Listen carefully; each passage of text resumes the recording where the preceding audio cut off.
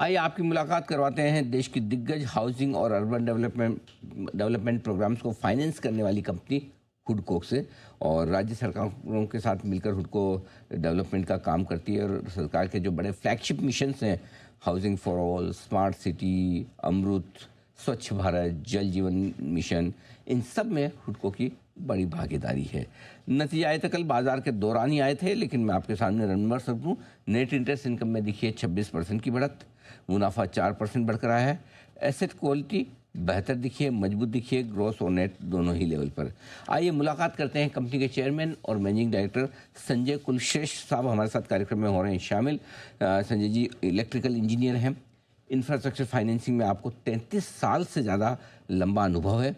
State corporations और private sector के कई संस्थानों में काम करने का भी आपका अनुभव है। और हुडको के साथ जुड़ने से पहले 17 साल तक आप आरईसी के साथ पावर फाइनेंसिंग के सेक्टर में बड़ा काम कर चुके हैं।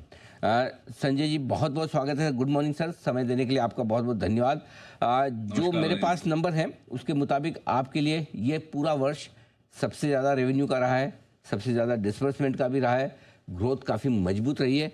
बताएं सर, क्या खास कारण रहे हुडको की इस दमदार ग्रोथ के पीछे?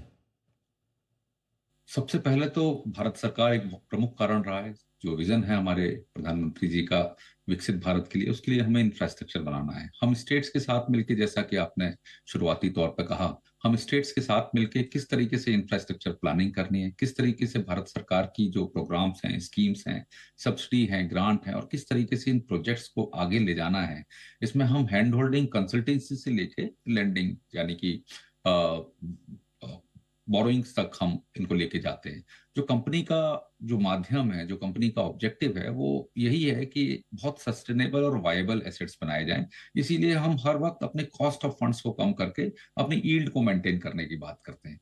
तो policies advocacy and policy commitment from government of India, और इसके अलावा जो कैपिटल एक्सपेंडिचर है जो भारत सरकार के निरंतर पिछले 3 सालों से बजट्स में आ रहा है, ये प्राइम मूवर हैं हमारी इंडस्ट्री के, हमारी कंपनी को, जिससे बहुत बड़ा फायदा हो रहा है। और साथ साथ स्टेट गवर्नमेंट्स का भी अब भारत सरकार के साथ एक कमिटमेंट आ गया है कि अच्छा इंफ्रास्ट्रक्चर उन्हें बनाना है, वो या रोड में हो, पोर्ट में हो, हाउसिंग में हो, वाटर में हो, सैनिटेशन में हो, ड्रेनेज में हो, या सीवेज में हो। तो हर तरीके से हमारी कंपनी उनके साथ काम कर रही है, और जो विजन है हमारी गवर्नमेंट उसको आगे लेके जा रही है। आपने सर एसेट अंडर मैनेजमेंट इसका गाइडेंस 30% का दिया था, आपने इस साल 35% हासिल किया है। मार्जिन भी आपके गाइडेंस के ऊपर 3.25% के आसपास आए हैं। इस वित्त वर्ष 2026 के लिए किस तरह के टारगेट्स लेकर आप चल रहे हैं?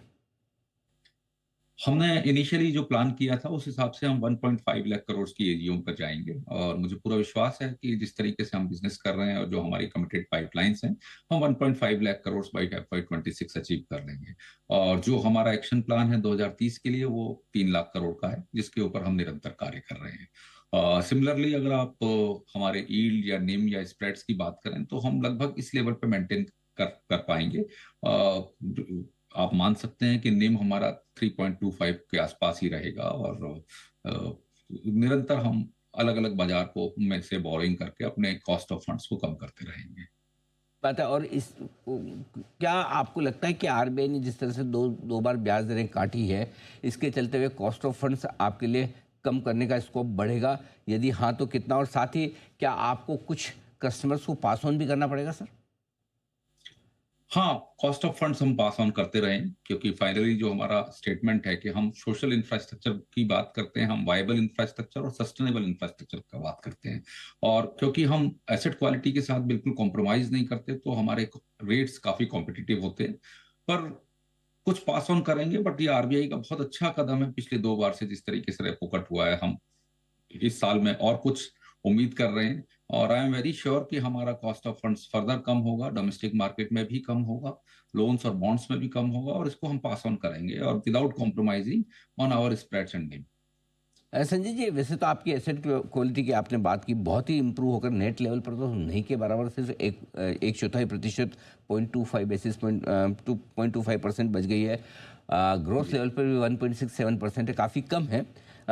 इसमें बताएं कि सर किस तरह का प्रोपोर्शन है एनपीएस में प्राइवेट और पब्लिक सेक्टर का, और अगर पब्लिक सेक्टर के कुछ एनपीएस हैं तो उनको रिकवर करने की किस तरह की कोशिश है कंपनी की? तो करीब 2000 करोड़ का हमारा एनपीए एसेट है 1,25,000 करोड़ की बुक में। मेनली ये प्राइवेट सेक्टर की फाइनेंसिंग के लिए है। उसमें से करीब 1100 करोड़ हमारा एनसीएलटी में है, और आउट ऑफ 1100 करोड़ 800 करोड़ के ऑर्डर्स आ चुके हैं।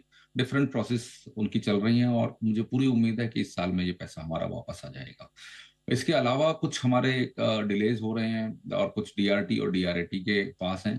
उनमें भी करीब 300-400 करोड़ की हम रिजॉल्व कर लेंगे, और इस साल हमने ये सोच के चल रहे हैं करीब 1500 करोड़ के आसपास out of 2000 crore resolution plan आ जाएंगे, और धीरे धीरे उनकी समय सीमा के साथ उनके पैसे आते रहेंगे। अगले 18 महीनों में हमारा प्लान है कि it will become a zero NPA company, और हम उसी तरीके से या तो ओटीएस कर रहे हैं, या ओटीएस की पॉलिसीज को रिवाइज कर रहे हैं, या कुछ ऐसे केसेस हैं जो हमारे हाथ में नहीं है और जिसमें हम काफी टाइम से लीगल केसेस लड़ रहे हैं, उनको 1-to-1 बेसिस पे भी रिजॉल्व करके हमारे बोर्ड का सहारा ले रहे हैं। तो पूरा कमिटमेंट है कि 18 महीने में हम इस 2000 करोड़ को जीरो पर ले आएंगे। चलिए, बढ़िया। तो बिल्कुल जीरो तक लाने की तैयारी है अगले 18 महीनों में एनपीए लेवल्स को। संजय जी, बहुत बहुत धन्यवाद आपका, आपने समय दिया, विस्तार से आपने बहुत बहुत धन्यवाद नतीजों नरेंद्र पर और आगे के डायरेक्शन पर हमारे दर्शकों को अपनी जानकारी दी। Thank you so much sir. जल्द आपसे फिर मुलाकात होगी। हुडको दमदार फाइनेंशियल ईयर रहा है पूरा वित्त वर्ष 2025 और 2026 के लिए भी मजबूत आउटलुक बताते हुए कंपनी के सीएमडी संजय कुलश्रेष्ठ साहब।